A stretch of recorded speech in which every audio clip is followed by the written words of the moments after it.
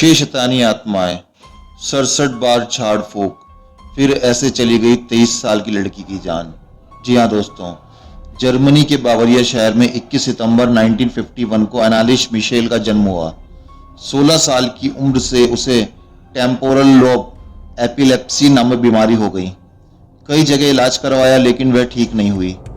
उसके बाद माता पिता ने फिर पादरियों को दिखाना शुरू किया, जिसके बाद पता चला कि एनालिस के शरीर में 6 शैतानी आत्माएं रह रही हैं। उसके बाद एनालिस के साथ क्या हुआ, आइए आपको बताते हैं। दुनिया के कई लोग भूत पिशाच पर विश्वास करते हैं, तो कई लोग इसे महज वहम मानते हैं, मगर ये ऐसी सच्ची कहानी है जिसे सुनकर आपको भी आत्माओं पर यकीन होने लगेगा।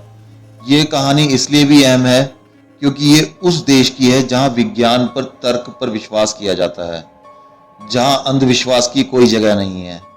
कहानी है एनालिस मिशेल की। उसका जन्म जर्मनी के बावरिया शहर में 21 सितंबर 1952 को हुआ था। परिवार ईसाई धर्म से ताल्लुक रखता था। वे लोग धर्म को लेकर बेहद कट्टर थे। वो ईश्वर को मानते थे और अपने धर्म का प्रचार प्रसार करने में विश्वास रखते थे। परिवार वालों को देखकर एनालिस ने भी यही सोचा था कि वह बड़े होकर अपने धर्म का प्रचार करेगी, मगर किस्मत को कुछ और मंजूर था।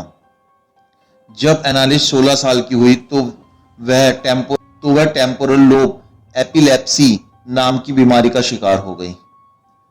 इस बीमारी में मरीज न सिर्फ अपनी याददाश्त खोने लगता है, बल्कि उसका शरीर अपने शरीर पर कोई कंट्रोल नहीं रहता। एनालिस के परिवार ने उसे पहले अपने गुरु को दिखाया। जब गुरु इस बीमारी को ठीक करने में नाकामयाब रहे तो परिवार एनालिस को डॉक्टर के पास ले गया, मगर 5 साल तक के लंबे ट्रीटमेंट के बावजूद एनालिस ठीक नहीं हो पाई। बच्ची की तबीयत दिन ब दिन खराब होती जा रही थी। वह अजीब व गरीब हरकतें करती, जिसे देखकर परिवार और परेशान हो गया। फिर उन्होंने ये समझ लिया कि उनकी बेटी कोई बीमारी नहीं, उसके अंदर किसी भूत प्रेत का वास हो गया है। इसके बाद एनालिस के माता पिता ने सोचा कि इसे चर्च में किसी पादरी को दिखाना चाहिए। उससे पहले उन्होंने एस्ट्रो और नाम शख्स को घर बुलाया, जो उनकी जान पहचान का था।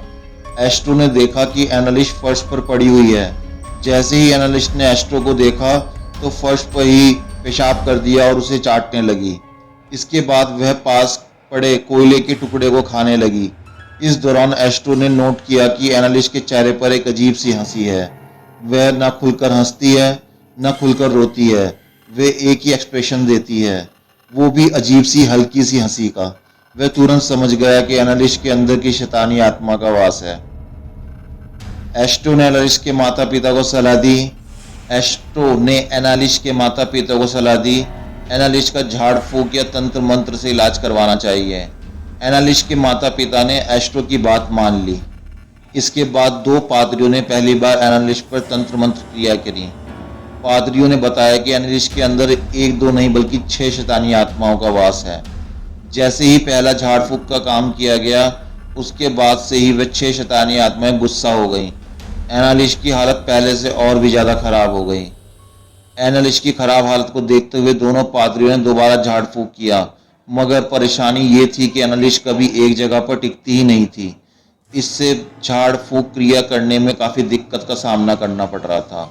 इसलिए उन्होंने एनालिस को मोटी मोटी चैन से बांधना शुरू कर दिया ताकि वह एक जगह टिक कर बैठी रहे। कई बार झाड़ फूक की क्रिया की गई, मगर एनालिस की हालत में जरा भी सुधार नहीं हो रहा था। दोनों पादरियों को इस दौरान एनालिस के शरीर में कब्जा कर चुकी आत्माओं के बारे में पता चल गया। दोनों पादरियों ने एनालिस के माता पिता को बताया कि उनकी बेटी के अंदर 6 लोगों की आत्माएं रह रही हैं, जो कि रोमन राज्य के जूलियन साम्राज्य का आखिरी शासक थे।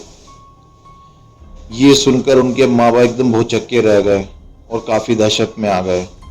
बाकी पादरियों ने यह भी बताया कि 16वीं शताब्दी का बदनाम पादरी, जिसे शराब पीने, हंगामा करने और हत्या करने के आरोप में रोमन साम्राज्य से बर्खास्त कर दिया गया था।